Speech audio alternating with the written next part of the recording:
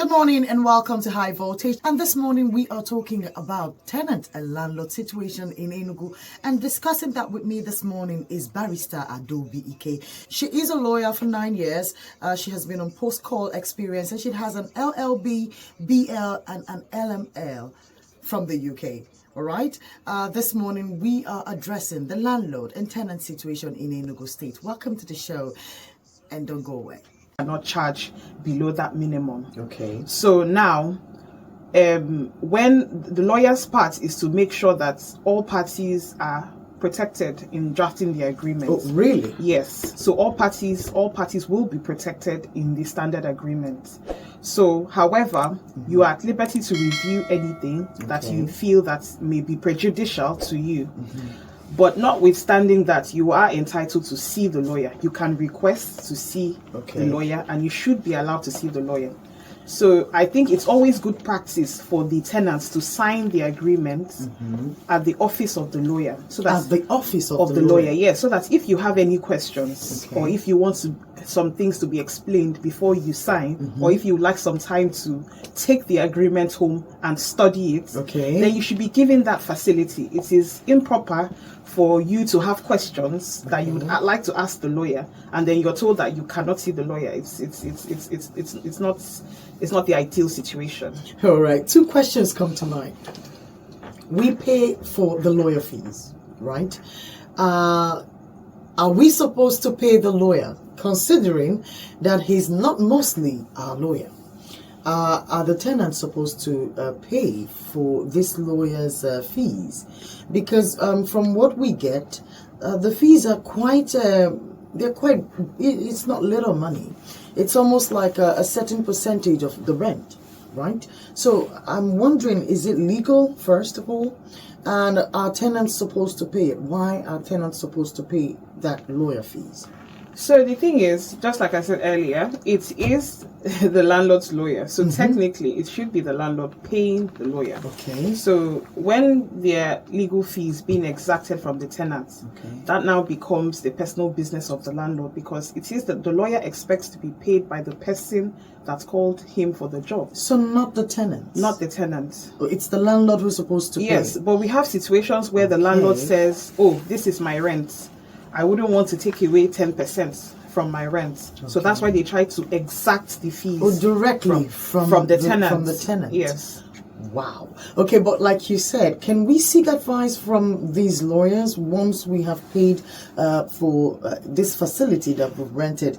While we have rented it, can we consult him to maybe advise us on how to conduct ourselves in this particular property? Absolutely. In fact, I would advise that the tenant seeks that advice even before coming into the facility. Oh, really? Because yes, you need to know who your landlord is. Maybe not personally, but you need to know about your landlord. You need to know what is expected of you.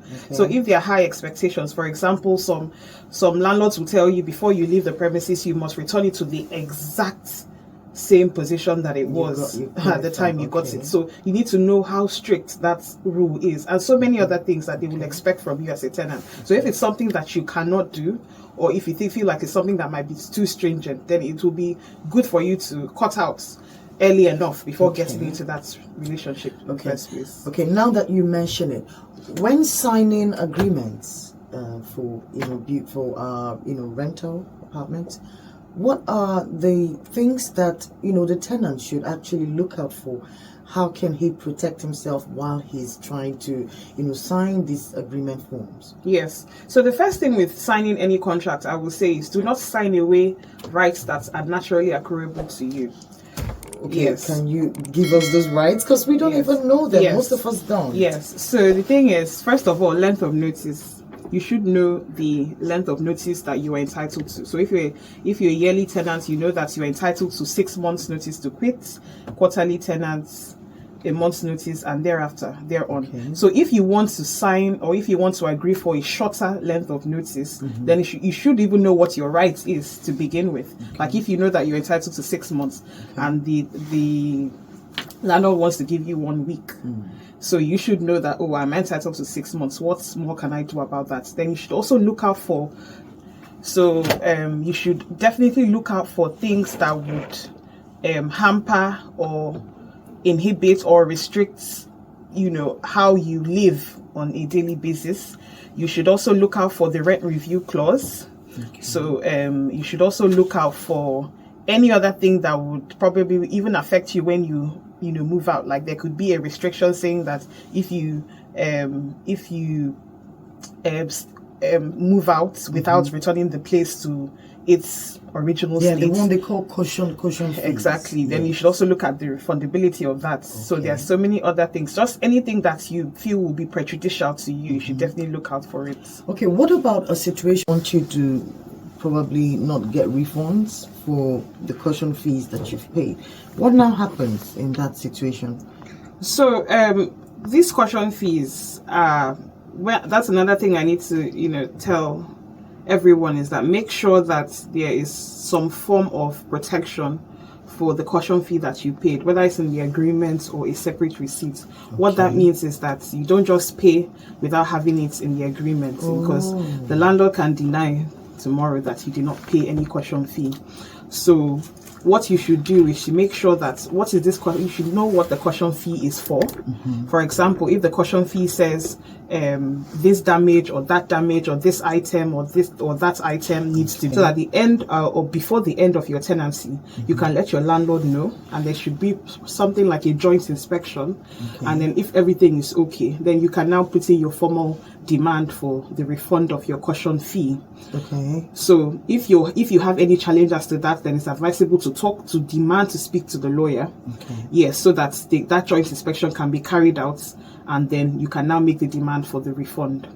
Okay, there's a common mistake that I know that a lot of us make, especially in this age and time where you have people don't necessarily do receipts anymore. People do transfers. So most times transactions are done by transfers. So when the client pays the landlord via transfer, what happens when this tenant doesn't have an actual receipt? So is it a wise? Okay, just go ahead and tutor us on that. So the thing with receipts, and this doesn't just apply to just this landlord and tenancy matter. The thing is, when doing transfer, try and put something in the narration. Wait a minute. Yes. Are you serious? Yes, right that would go a long way in helping you. So you can, for example, you can put in caution fee in the narration of the transfer. Okay. Yes, so that if eventually you end up in court, the law does recognize that not every situation is cut out in black and white. Oh, really? So, for example, if you pay out money to somebody, and you're saying that this amount is for a specific thing, if that person denies that it's not for that specific thing, then the burden is on the person to show why somebody will be transferring a certain amount of money for you just for nothing. Is it a gift? Is he your brother? You have broken some of the code of ignorance to us this morning. So a barrister is saying that you should not neglect the purpose of transfer box, because I usually neglect it. I look away because I'm like, who cares why I'm giving you 2K, that kind of stuff. But it turns out that if there's a problem, your transaction receipt, not just for house rent situation, it turns out your transaction receipt can save you from a lot of trouble. So please indicate why you are making a transfer to someone, especially if you're making a payment. Okay, so we're going to open up the phone lines right about now so that you can call in. And of course, ask the barrister some questions if you have them, because we have brought her here to give you free legal advice on how to be safe when you're trying to get an apartment, especially in this age and time where it's really expensive, right? The rent is a certain amount, but by the time you pay the lawyer fees, the caution fees, the agent's fees, and all that money, in some parts of Enugu, you have to buy pepper soup and beer and things, and palm wine and things like that to, calm down the people who have helped you and you're going to pay them, by the way, to get your apartment. So with all of these bills and monies that you have to pay, you also have to be protected, right? So we are trying to make it easier for you until we can get the landlords to have an association or some laws, which we will ask the barrister what we can do to control some of these prices that we get to pay. But the truth is, if you have questions or you're going through these problems, you can call into the studio, drop your contribution, ask your questions, be a part of the show. Follow us on YouTube at High Voltage News. And of course, you will be a part of what we're doing. You can call 0706 048 5853. Okay, 0706 048 5853. Don't forget, you can send a text message or a WhatsApp message to this number as well, or call and be live in the Volt studio to be a part of the program. I have with me Barrister Adobe K. She's been a lawyer for 9 years, and she has all these awards to herself. So she is quite knowledgeable in what we are talking about today, and she's helping us make sense of some of the sufferings we're going through trying to find apartments around here. So Barrister, let me go to the agents, because they seem to be a very big conundrum when it comes to finding apartments in Enugu. And first of all, why must we use them? Why must we use agents? So agents would act as a gap or a bridge to the gap between the landlords and the tenants. So because you might not necessarily know, or you might not outrightly know a landlord that is trying to let out a premise, except maybe you see like an advert. Okay. So you might have to go through an agent to be able to get to the landlord. Okay. So that is about the only reason that I can think why you would need an agent to come into a transaction. Because most times the law of agency, the classic law of agency, is usually a case where a landlord or a landowner has an authorized person that acts on their behalf. Okay. And that is not what we have here. Here we just have a bunch of random people who are just trying to link a tenant to a landlord. Okay, so is it something that the government or maybe the Ministry of Housing can control? Do you think that these agents, there's a better way to handle them than what we have now? Absolutely. I think that I have been a big advocate for having some sort of law regulating the activities of the agents, because at this point they have become like a hydra-headed monster. Okay. And they are just all over the place with the fees and the charges. So by the time you want to pay the agency fee, you find out that one person is linked to another, and a bunch of people just in one transaction. So I've had a certain experience. They were supposed to show me, it's called inspection. So they were supposed to show me a certain building, and they told me I was going to pay a certain amount for inspection fee. And I was quite okay with it. But the problem was, they tell me now, when we were about to go see the building, that I will need to pay another 2 agents, same inspection fee, because they were attached to the house. Now, they weren't the ones showing me the building. One of them was showing me the building, but they're telling me that I have to pay inspection fee in about 3 places, because there were other agents who were going to see the house. So that means if 50 of us saw the house, or about 50 of us paid 3 times the inspection fee in 50 places to see one building. So what can we do with these people? Yes, so that also goes back to what there has to be some type of law regulating the activities. They can't be allowed to just be going about their business unchecked. Okay. It's very important that there's a law that restricts their movements and their activities. Okay.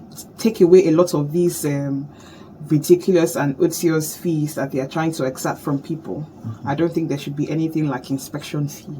Oh, really? Yes, that is definitely coming out from the agent's handbook. When you pay for that inspection fee, you pay for their transportation as well. No, you pay for the inspection fee. They don't take you to see the house. You have to come pick them up from wherever they are. It's such VIP treatment. It's a soft work or something. It's crazy. Okay, so you're saying it's something the law can address? Absolutely. That's why the streets are flooded with agents. I mean, all you just need to say is, I'm looking for a place, and then next thing 50 people have crowded you, telling you they have a place. Okay. So I think if there's some sort of restriction, if they are made to apply for licenses, yes, if they have a body that regulates the activities, a lot of this toutish behavior would definitely be checked. So whom exactly are we supposed to ask to make this law? Who exactly? So it's the House of Assembly. So I think anybody can approach any member representing their constituency, and then ask that a bill be proposed to check these activities. Okay, thank you so much. This is quite it's something that I think we can do. I think we can ask some people to really look into the matter. We will try to see if we can get somebody from up there to come to high voltage and see how we can do this. Okay, so now let's get back to the landlords, right? Do they need an association? Do they need regulation? Should somebody check them? We do understand that it's their product that's been talked about, actually. It's their buildings. And you made us understand the last time that they have some protection, a lot of protection and stuff like that. So can you explain to us the situation of the landlords and how, we can control, some of the outrageous things that they do?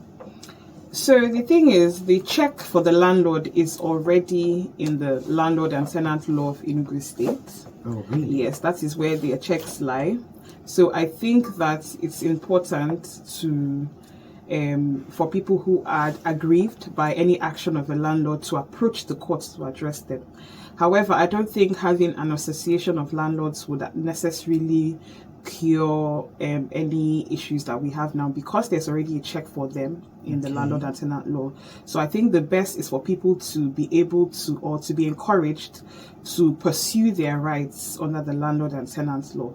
But you can only do that when you're the tenant of the landlord and not an outsider. Okay. Yes. Not from outside. Yes, I really do think that the area that needs a lot of checking has to do with the agents. With the agents. Now, what happens to the landlords who bring pretend lawyers to pose as real lawyers and then, take monies from their tenants just so they can have this money? What can the tenant do, especially when they feel like they are being scammed? So first of all, it's a criminal offense for anybody to hold themselves out to be a lawyer when they're not. Really? That is a criminal offense. Okay. And I think that anybody who also aids and abets that type of criminal activity should be charged to courts. It is very important. It is very important, and I think that landlords ought to be warned and cautioned. Okay. That when you're collecting, or even though, like I said earlier, it is the landlord that pays the lawyer to collect. So I don't know why the landlord should even be collecting legal fees in the first place. The landlord should make adequate provisions, because the lawyer is there to protect them. Okay. He is there to protect them. So you should be able to pay the legal fees. So when you as the landlord pay your lawyer, pay him the legal fees, then he acts as your legal representative for that property. So people should be able to talk to the lawyer if they have questions, if they have any concerns with relating to the legality of the facility. However, we strongly stand against lawyers being used as facility managers. Oh, really? Absolutely, yes, please. So the lawyer is just there to advise you on your legal rights and obligations. A lawyer should not be called when your toilet isn't working. Oh, but it seems to, even people feel safe when they hear the manager is a lawyer. The manager of that building is a lawyer, so so it's not like the absolutely best thing. Not. It even goes against our ethics for a lawyer to be a manager of a facility. There should be a manager of the facility that looks into the daily running of the premises. The lawyer is just there to talk about your legal rights and obligations. Okay. Thank you, Barrister Ike. You have been a delight this morning. Join the program. Sorry that we couldn't take some of your calls while we were, deep into the conversation, but we are ready now. 0706 048 5853. You can call our lawyer and ask her some questions that you may have. 0706 048 5853. Call and, of course, share your views, contributions with us. And as always, please keep it civil, keep it simple and brief so that we can have a good conversation. Back to you, Barrister. There's a lot of questions to ask, but I wanted to find out, because I think I'm not alone on that. do some of the laws or some of the rules that the landlords make as pertaining the personal lives of their tenants. I wanted to find out from you if they have rights to make such laws and rules, over their tenants. But let's see if we can talk to one of our callers. Good morning. Please, have you turned down the volume on your radio? Okay, you're welcome, God's Will from Enugu. Yes, please go ahead. My question is this: in a situation where the landlord collects legal fee with the pretext that he will be paying his when you want to pack into his house, and he collects a legal 0485853. You can send a message and you can send a WhatsApp message across as well, so that we can get you. Also, you can join the conversation on Facebook at Vote 1043 FM. I have with me Barrister Adobe Ike. She's a lawyer. Rules that these landlords make sometimes. Okay, let's talk about things like restricting people as to when to come home at night. It is weird sometimes that, grown-up people, adults who might have lives, or, they might have issues or events or activities that might make them to not come home at what some people term to be the right time to get, come back home. And for that reason, does it make sense to tell such tenants that they cannot have access to their homes at that time of the night, despite the risk that they might be being? But, coming home, and the only problem is that you can't get into your house because someone says you can't, especially when you've paid them and you've done right by them. Can you please help us deal with that? Just a minute. Good morning. Okay, where are you calling us from, Godfrey? Okay, welcome. Welcome.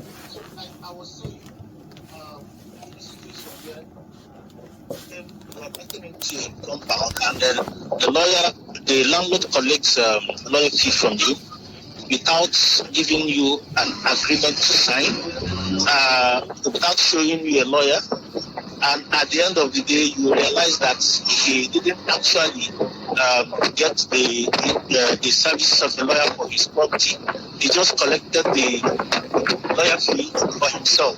What is the recourse of the tenants according to the law? Then another question I want to ask is there any law? Okay, there's an association that is in charge of estate management in Nigeria. Is there any law that is against unregistered agents practicing the law, the jobs, or practicing as estate managers in place of the Nigerian Institute of Estate Surveyors and Valuers? That's my question. Thank you very much. Thank you very much, Godfrey. That's very lovely questions that you've asked this morning. Barrister, please, over to you. Can you address this? Yes, so Mr. Godfrey, thank you so much for calling in. So to answer your first question, a landlord is not at liberty to collect legal fees from you and not pay, and like I already said, it is the landlord that pays the lawyer. And it's worse still when the landlord pretends that there's a lawyer and there is none. It is wrong. You should get a tenancy agreement. You should be able to get a tenancy agreement, especially since you've been charged for that process, and you should be able to have access to the lawyer. So if the landlord puts out that there is a lawyer and there is none, and collects money for that purpose, that is something we'll call obtaining by false pretense, and that is a criminal offense, because he's putting something that isn't in existence and is exacting a fee for that, and that is illegal. And then you can also even report to the police. So for the second one, like I explained, the classic or the standard law of agency is technically a situation where a person who is dealing in an estate makes out a sort of deed to another, so that is where an agent comes in. However, in the type of agency that we see now, especially in tenancies. Those agents are not legal or authorized agents of the landlords. They are basically, for fear of a better word, they are basically touting, because all they are just there to do is to connect the landlord to the tenants. So they are not acting as a lawful representative for the landlord, and that's why they cannot sign any documents on behalf of the landlord, because all they are there is acting as middlemen, and that is what they should even call it, because now they are just masquerading as agents that they are not. So they are just acting as middlemen, connecting the landlord to the tenant. Now, you talked about the estate managers, and you talked about the surveyors and other registered professionals. Now, that is why I was saying that there needs to be a law regulating the activities of agents, or these supposed agents, because what they are doing is now putting themselves out there as some sort of link to the landlord when they are not. That is what the estate managers are there for. Theirs is to maintain the estates. And those agents, that's why once they collect their agency fees, you don't see them again. If you have any issues, they'll ask you to call the landlord or call the lawyer, as the case may be. Because they are not lawful authorized agents of the landlord, they're just there to literally bring you to rent a house. So they have no other legal or binding obligation to do anything else for you. So that is why I keep saying they have to have their own law regulating the activity. They are middlemen, they're not agents, so to speak. Surveyors and estate managers can do, because they literally just bring you there and then take flights. So you need to have a facility manager for your property who is different from the agent. Sometimes you have facility managers, or what they call caretakers, also acting as agents. But that is part of the touting we're talking about. Your own job is to be there and maintain the facility, or to maintain the premises. You're not supposed to be going out looking for tenants. That's the work of the middlemen. Okay. So that is why we're not having this blurred line between what the facility or the estate managers are doing, juxtaposing what these so-called agents are doing. Are supposed to do. Okay, thank you so much, Barrister. We do not have a lot of time, but of course we still have a few questions for you before we round off the show.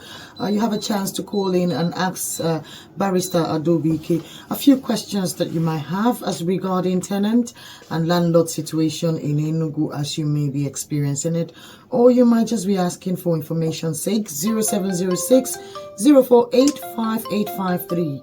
0706 048 5853. You call, or you're welcome. Your name and location, please. This is Mr. Solomon from Enugu. Welcome, sir. Thank you. During the course of the program, I heard that some landlords were put it in the agreement that when a tenant is leaving, they must leave the house the way they met it. And that is true. Good.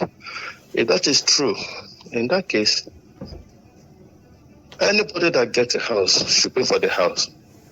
Let's assume you stay in the house for about 6 years and you're paying 500,000 every month. At the end of 6 years, that will be 3 million, right?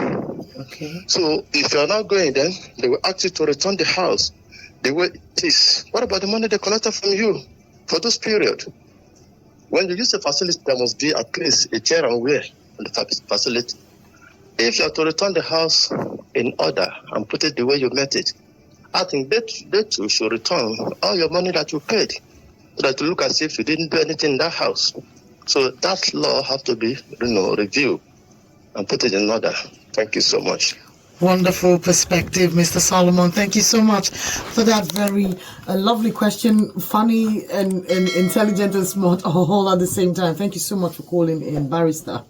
Yes. Over to you. So first of all, Mr. Solomon, thank you for calling in. That is not a law, just to clear that up. That is just a covenant that we normally see, or we normally have in tenancy agreements. Who brought about this particular So it's covenant? basically it's the landlord. They want to protect the integrity of the property. Okay. So you have them, put in some of these clauses. However, I need to point out that fair wear and tear is expected. Okay. So, Mr. Solomon, fair wear and tear is expected. Okay. Yes. However, the only thing I would say is that if you are to put the property back in the original state, or if it's part of your contract to put the property back in the original state, then it's something that you can discuss with the landlord before the end of the tenancy on the best way to go about it.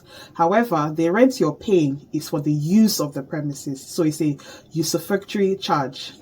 It's not something that you can say, oh, because I was asked to return the premises, then I have to return the money. So does it mean that you stayed there for free?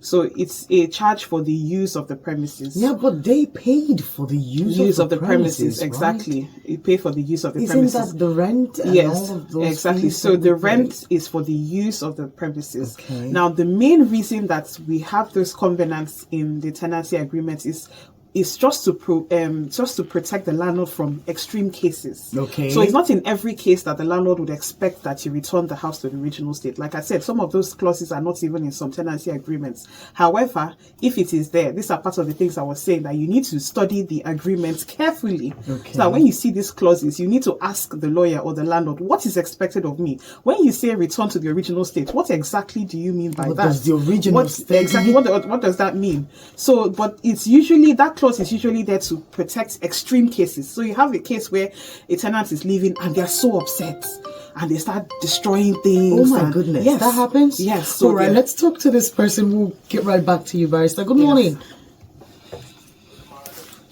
You're welcome. Your name and location, please. My name is Abo Steven. I'm calling from Enugu, from Independent Layout. You're welcome, sir. Please, my complaint is that in a case whereby you park into a house under 1 year, the landlord, before the 1 year, the landlord asks you to increase the money of the rent. What will you do on that issue? Okay, sir, is that your question? Yes. All right, thank you very much for calling in. The barrister will attend to that now. Okay. All right, thank you.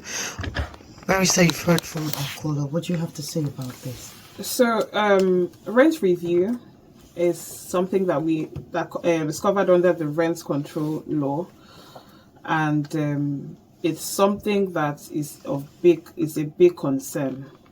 Now, in practice, the landlords normally may review the rent maybe after 2 years, to just give the tenant some time to recuperate. Okay. So the rent is actually something that should be agreed on by the parties. That was the idea or the spirit behind the rent control law. That is between the tenant and the landlord. Yes. Okay. So when you have a rent that you're paying and the landlord actually wants to increase it, okay, it is open to negotiation.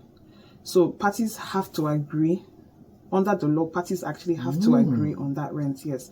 But in practice, that is usually not the case. No, it never really is. I've never heard a landlord who consulted his tenants to discuss increasing rent with them. Yeah, so when the rent tribunals were still very active in Enugu, you cannot, as a landlord, just unilaterally increase the rent. You have to go before the tribunal. And now that you're saying this, it seems like it's a law problem. The problem we have in Enugu seems to be a law problem. Absolutely, because Lagos State is a good example of a state that has done a lot in terms of landlords and tenants in trying to regulate the activities of landlords, basically, because they do have the upper hand. So I would say to the caller that it is under the law, it is a negotiable thing. You can negotiate with your landlord. You can negotiate. But the unfortunate thing is that in reality, if you cannot agree with the landlord, he might just issue you the notice to quit. All right, let's talk to other callers and see. Good morning. Oh, good morning to you, sir. What's your name and location? You're welcome, sir.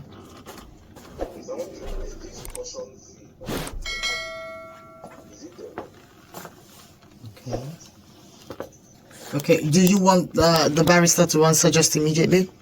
Is that fee? Is it a law? Is it a must that a tenant parking into a new space should pay for such money? And The barrister said one thing about renewal of tenancy payment or fee.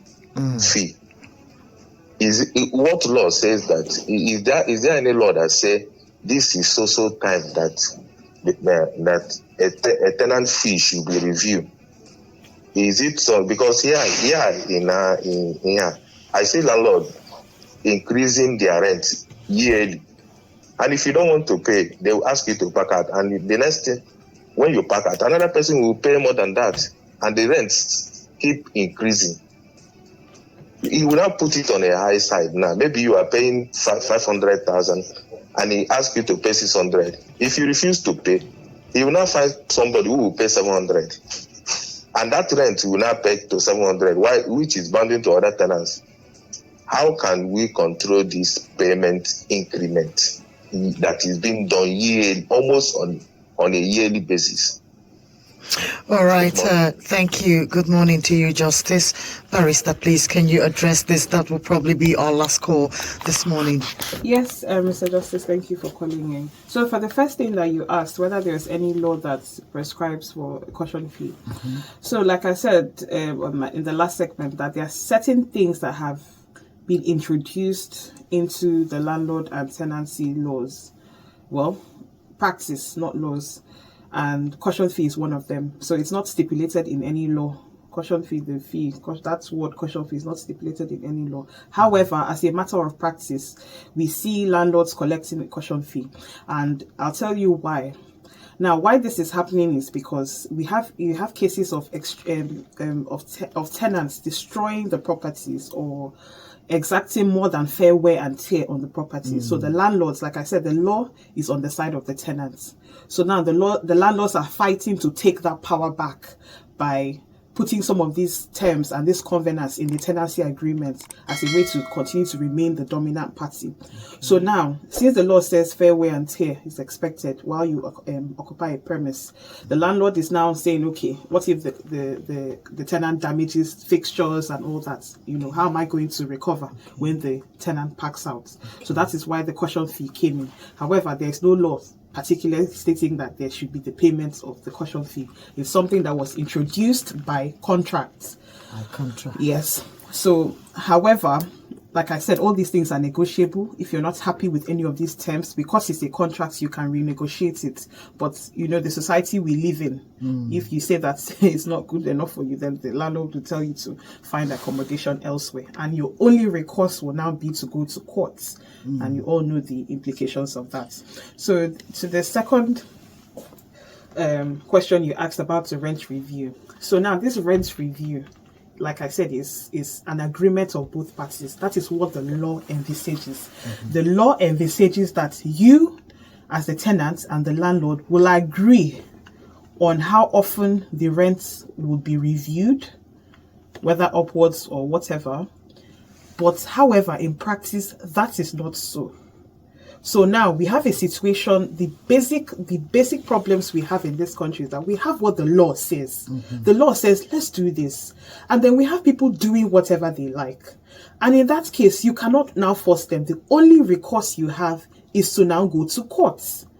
And then you, as a tenant, the first thing you ask yourself, how much is involved, and, the expense of, litigation fees and all that. You might be a bit anxious to want to pursue that cause. But that is the only option available to you if you feel that you have been aggrieved. Because rent review is by agreement. It's even in your tenancy agreement that the rent review will be done. I've not seen anyone that's been done yearly. It's usually about 2 years and above, yes. And it's subject to agreement of the parties. Well, Barrister, thank you so much for coming around this morning. You have, even from what I've gathered from this conversation, if I am able to get you to come and talk about reforms in our legal system, because it seems all of this conversation is reverting back to some of the indictment in our legal system.